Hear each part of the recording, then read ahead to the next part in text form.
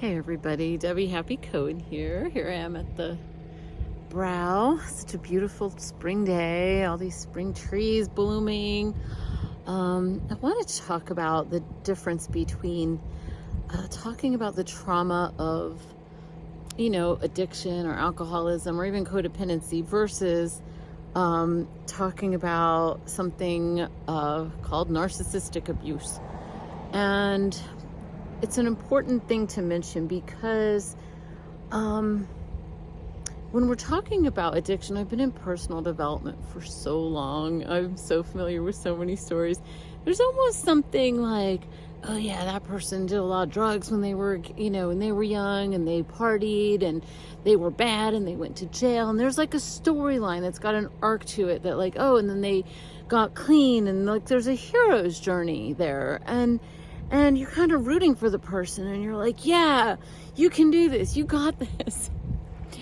When you're talking about narcissistic abuse or emotional bullying, there's a couple things that just feel so shameful to talk about because, there's a few things going on. One of them is if you're dealing with somebody who's really bad, really mean person, you might be in danger. So you don't always hear these people's stories in their fullness.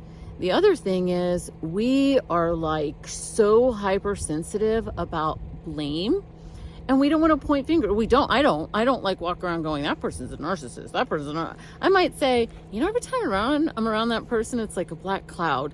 That's about as close as I go as far as labeling other people, unless it's somebody that I have had to deal with on some kind of regular basis where I have to actually predict somebody's pattern of behavior, not just for my sake, but let's say I'm working with someone. I'm like, when you have a checklist of behavior of somebody else's behavior, then you could protect yourself better.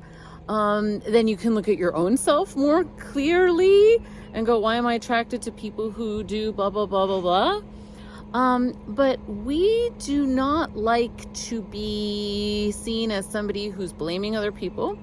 We don't like to be seen as somebody who is a victim. We're very strong, independent people.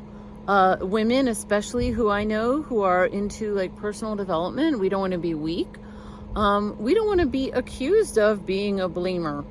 And I think it's really important to recognize how much shame comes along with narcissistic abuse stories. And the reason it's important to recognize is because people who've gone through narcissistic abuse are often extremely isolated. They're so tired of trying to share their story with people who just go, well, just get over it, or just leave them, or just do something. And they become isolated out of their own sense of invalidation. They're so used to being invalidated. They're so used to being gaslighted. They've lost a sense of identity in themselves. And that's why when you get to the other side of that healing, you really begin to value authenticity and joy in a way that the rest of humanity doesn't, at a level that most of the rest of humanity doesn't even get it. Oh my God, no, my authenticity is really important. Nobody's ever going to take it away from me again. And the temptation after the healing in many people is to isolate, even though doing that will actually take you backwards, because then you're left with your own memories and your own mind.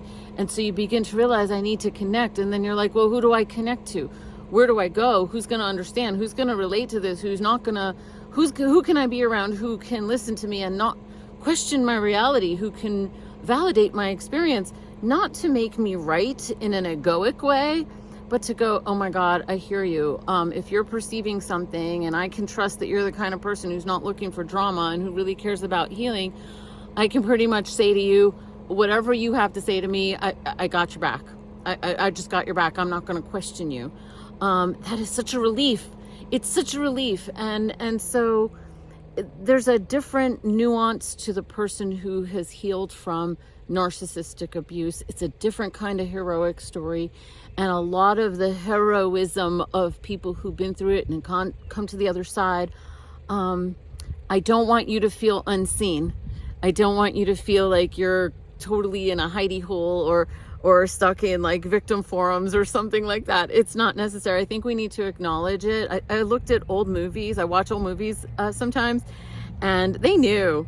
Old movies like from the 30s, 40s, they knew about narcissistic abuse. They didn't have the word for it, but their characters in some of the movies portray it very, very, very cleanly. Like you know, in a household or in a work environment, inexcusably. So many of you know the movie Gaslight, and so that's a really popular one.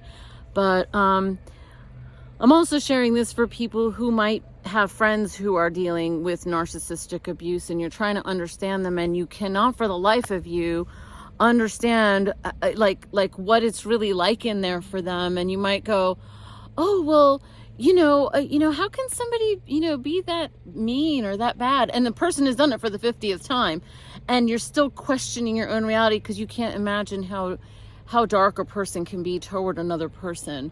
It's kind of inconceivable.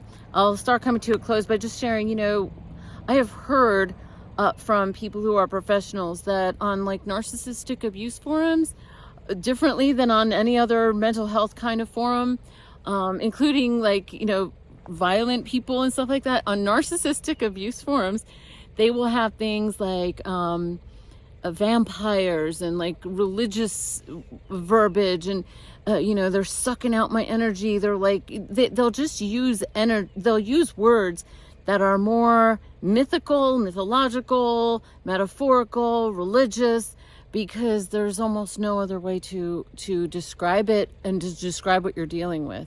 So one of the reasons I created this group called I Love Authenticity is because when you get to the other side of all that, the parentheses and in the cover photo is I love authenticity, especially after deep healing, is that when you get to the other side of this, you value authenticity so much, and you value joy so much, and you want more of who you are. You miss you. You miss who you are, and that's what you want more of. And you want to be around people, getting to know them for who they are with the least amount of, garbage. You just want to get to know people for who they are authentically. So thank you for being here. Thank you for being so open. Thank you for being so courageous. Thank you for doing your homework, man. You're here because you've done some inner work. So good on you. And see you on the next video. I love authenticity. By the way, in case you don't know me, my name is Debbie Happy Cohen. I'm the founder of Joy Based Living, talking about narcissistic abuse. Woo woo.